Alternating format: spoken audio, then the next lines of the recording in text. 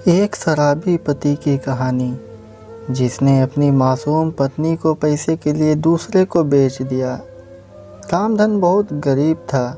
दिन भर मेहनत मजदूरी करके सिर्फ 2 वक्त की रोटी के पैसे ही जुटा पाता था।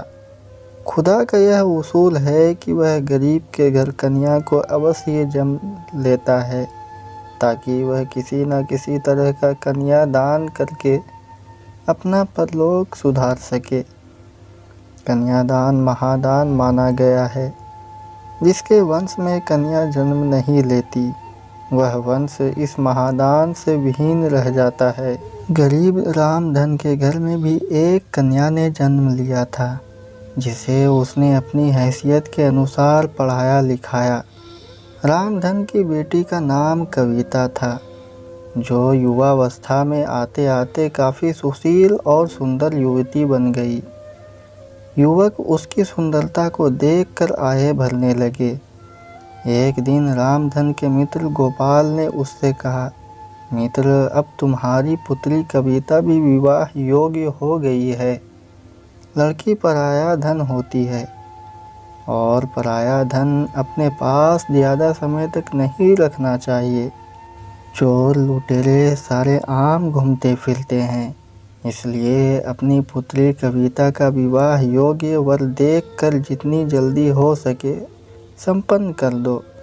तुम ठीक कहते हो मित्र, मैं आज से ही अपनी बेटी के लिए योग्य वर की तलाश करता हूँ। रामधन ने अपने मित्र का धन्यवाद करते हुए कहा।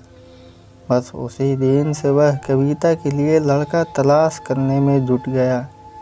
रामधन की मेहनत रंग लाई और बहुत जल्दी उसे कविता के लिए योग्य वर मिल गया। कमल शहर में रहता था और छोटा मोटा कारोबार करता था। 2 वक्त की रोटियां में कोई टोटा नहीं था। कविता दुल्हन बनकर कमल के घर आ गई। उस रात उन दोनों की सुहाग रात थी। जब कविता फूलों से सजाई गई, सेज पर बैठ गई। घर में उसके अलावा कोई नहीं था। कमल अब अकेला था। उसकी शादी में आने वाले सब रिश्तेदार चले गए थे। रात के 11 बज गए थे। कविता को समझ में नहीं आया था कि उसके पति आज की रात भी कहाँ रह गए। धीरे धीरे 12 बज गए। 12:10 पर दरवाज़ा खुला। कविता संभल कर बैठ गई। उसने घूंघट और नीचा कर लिया। कमल धीरे धीरे चलता हुआ सुहाग सेज के पास आया। वह अपने आप पर काबू रखने का पूरा प्रयास कर रहा था। उसके कदम लड़खड़ाते रहे। कविता कलेजा थाम कर रह गई। उसने एक ही नज़र में पहचान लिया था कि उसे शराबी पति मिल गया है। एक पल के लिए उसने सोचा कि शायद हो सकता है उसके यार दोस्तों ने इस खुशी के मौके पर पिला दी हो। उसने दिमाग से बात निकाल दी। कमल धीरे धीरे चलता हुआ सेज के पास आया। वह आकर उसके पास बैठ गया। कविता लाश से सिमट गई। उसने गर्दन झुका ली। कमल कई पलों तक बैठा रहा, फिर बोला, मेरी जान कविता, मुझे माफ़ करना। मैं दोस्तों में फंस गया था। सालों ने ज़बरदस्ती पिला दी। कविता ने कोई जवाब नहीं दिया। नाराज़ हो मेरी रानी, कमल ने कहकर धीरे से हाथ बढ़ाया और उसका घूंघट उलट दिया। कविता ने जरा सा भी विरोध नहीं किया, केवल इसलिए कि यदि उसने विरोध किया तो कहीं साड़ी न फट जाए। शराबी की क्या भरोसा। कमल के सम्मुख जैसे चांद निकल आया। वह कई पलों तक कविता को एकटक देखता रहा। फिर उसने उसे अपने करीब खींच लिया। कविता ने कोई विरोध नहीं किया। वे दोनों इस वक्त काफ़ी करीब आ गए थे। उन्हें लगा जैसे वक्त थम गया है, लेकिन यह उनका वहम था। रात मंथर गति से बीत रही थी। कमरा अंधकार में डूबा हुआ था। कविता सुबह उठी और घर के काम में लग गई। उसके यहाँ और तो कोई था नहीं जो काम में उसका हाथ बटाता। कमल काफ़ी देर से उठा क्या कविता ने उठाया था। चाय बनाकर कमल ने चाय पी ली। कविता खाना बनाने में लग गई। उसका ख्याल था कि कमल अपने काम पर जाएगा, लेकिन वह काम पर नहीं गया। जब कविता ने पूछा कि काम पर नहीं जाओगे क्या, तो उसने कह दिया था अभी 2-4 दिन कहीं नहीं जाना। 5 दिन हो गए कमल काम पर नहीं गया। छठे दिन कविता ने उससे कहा अब आपको काम पर जाना चाहिए। यदि आप काम पर नहीं जाओगे तो घर खर्च कैसे चलेगा? सब चल जाएगा, तुम क्यों चिंता करती हो? कमल ने कहा कमा भी लेंगे, अभी कौन सी आफत आ गई है। फिर कविता ने कुछ नहीं कहा। 1 सप्ताह बीत गया। कमल हर रात कॉपी कर आता था और उसके चिपक जाता था जैसे वह उसकी वासना की तृप्ति का सामान हो। कविता बुरी तरह परेशान थी, परंतु करे तो क्या करे। उसने कई बार दबी जुबान से कहा भी था कि आपको शराब नहीं पीनी चाहिए, लेकिन कमल ने उसकी बात पर कोई ध्यान नहीं दिया था। उसके घर से उसके पिता आए और कविता को कुछ दिन के लिए अपने साथ ले गए। 2 दिन बाद कमल उसे फिर ले आया। उस दिन शाम को कमल के 2 मित्र घर में ही आ गए। उन तीनों ने एक साथ बैठकर शराब पी। कविता को यह सब अच्छा नहीं लग रहा था, परंतु करती क्या। मजबूर थी वह जाकर अपने कमरे में बिस्तर पर बैठ गई। इसका पति और उसके मित्र रात को 11 बजे तक पीते रहे। रात में 11 बजे तक कविता बैठी नहीं रही। उसे नींद आ गई और वह सो गई। उसका तो यह रोज का काम था। उसकी आंख तब खुली जब किसी ने उसे दबोच लिया था। उसने आंख खोलकर देखा, उसका पति नहीं था। उसने चीखना चाहा तो उसने उसके मुंह पर हाथ रख दिया। काफ़ी देर तक ने संघर्ष चलता रहा। आखिर में उसने कविता को दबोच लिया, इसी हिरनी की भांति जैसे कोई सींग दबोच लेता है। कविता रोती रही।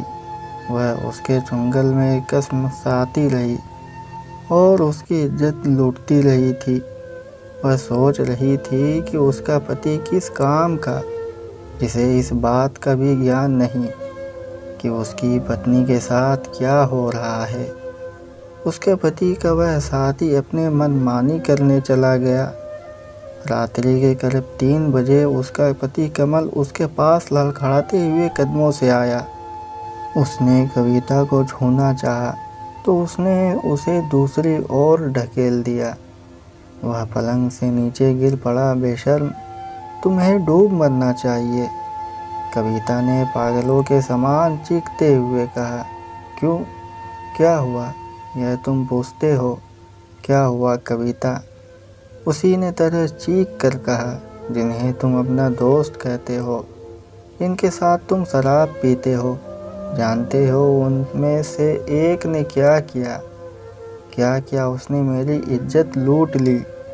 हाँ हाँ हाँ। अच्छा, तो तुम इस वजह से नाराज़ हो? अरे रानी, कोई बात नहीं, वह बहुत पैसे वाला है, उसके आने से मुझे कोई एतराज़ नहीं है। कमल ने एक जोरदार ठहाका लगाते हुए कहा। ओह हाँ। रानी अब हर बात कविता की समझ में आ चुकी थी। वह समझ गई थी कि उसको उसके पास भेजने वाला उसका अपना पति ही था। ग्लानि ने उसका मन भर गया।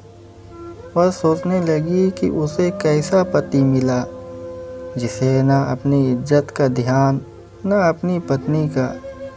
वह उसकी कमाई खाना चाहता है, गंदी कमाई। उसे तो बहुत पहले समझ लेना चाहिए था।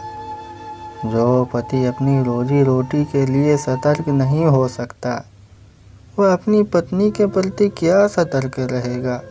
उफ। कविता दूसरी ओर करवट लेकर सो गई।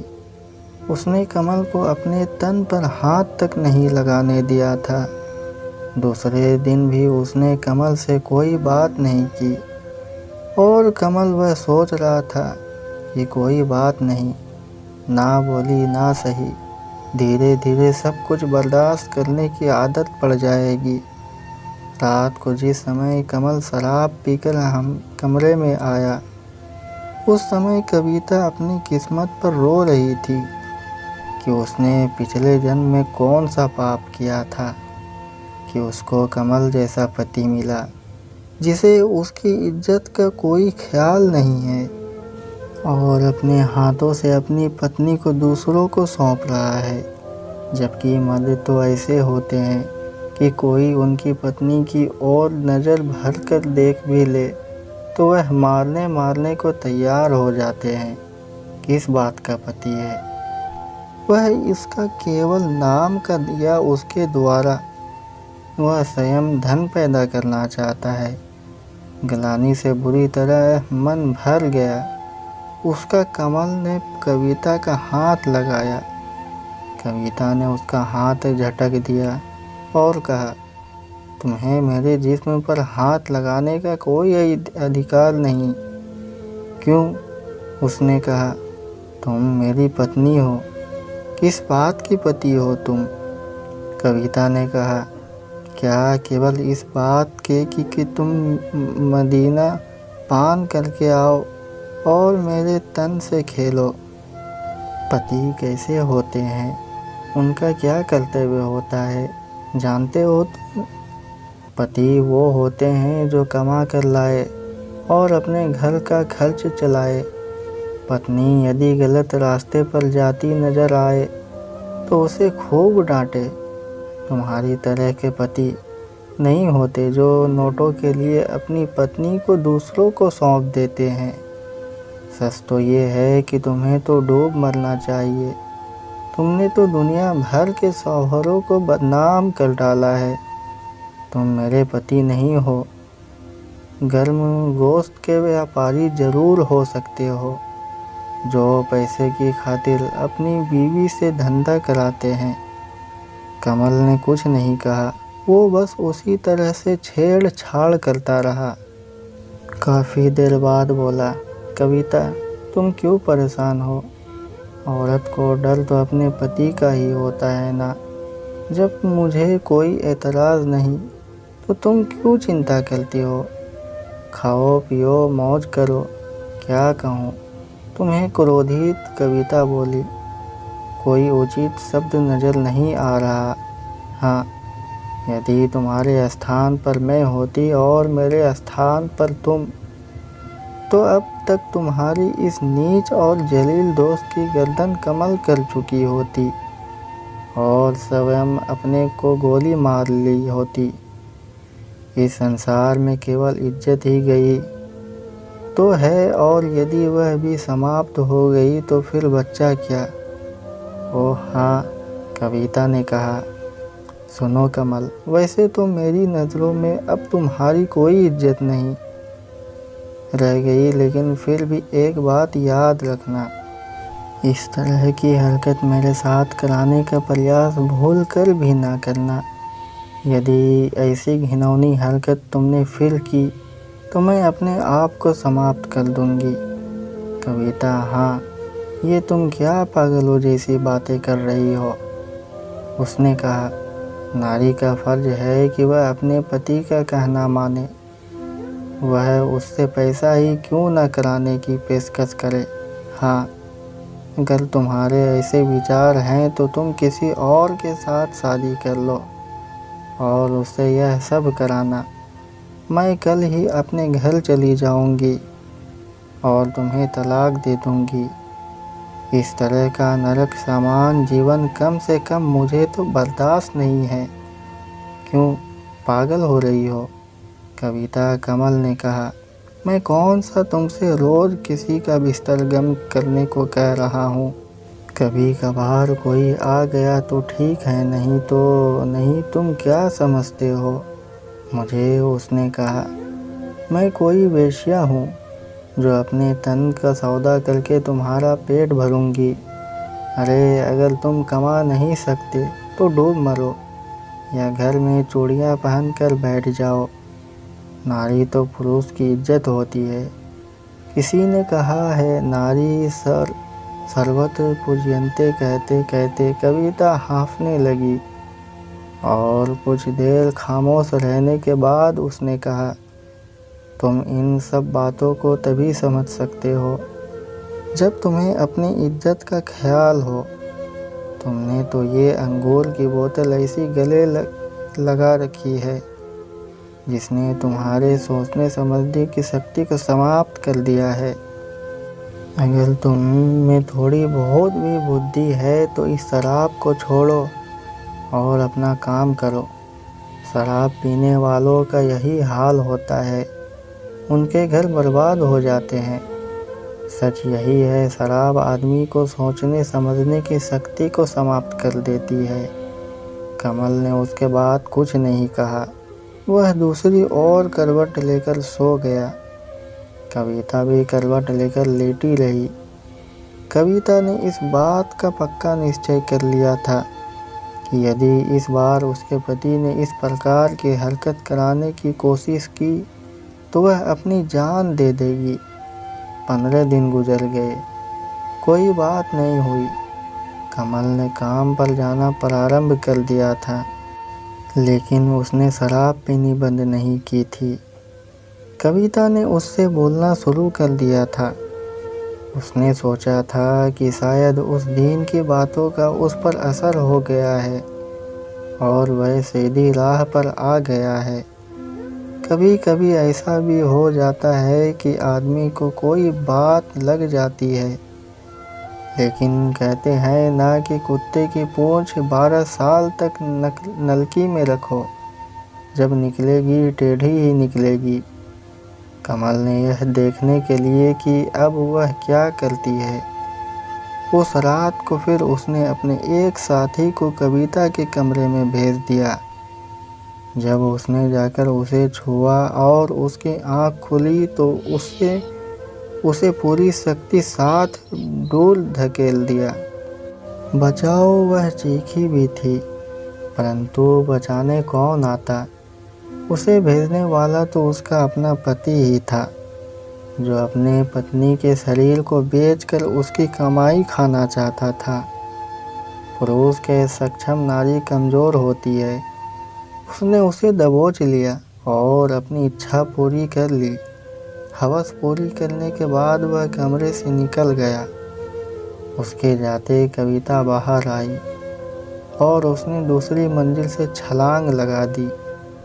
नीचे सड़क पर उसका सिर लगा, सिर फट गया और वह एक ही पल में स्वर्ग सिधार गई।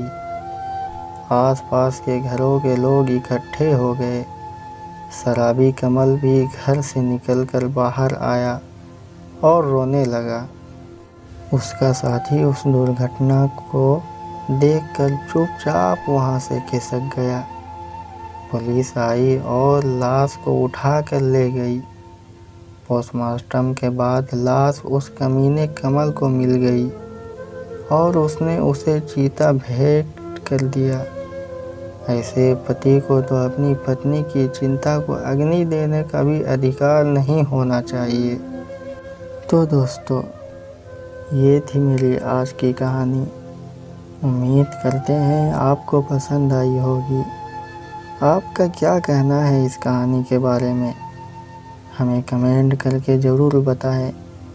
वीडियो को लाइक करके चैनल को सब्सक्राइब कर लीजिए। साथ में घंटी को दबाकर ऑल पर सेट कर लीजिए ताकि आने वाली वीडियो तुरंत मिले।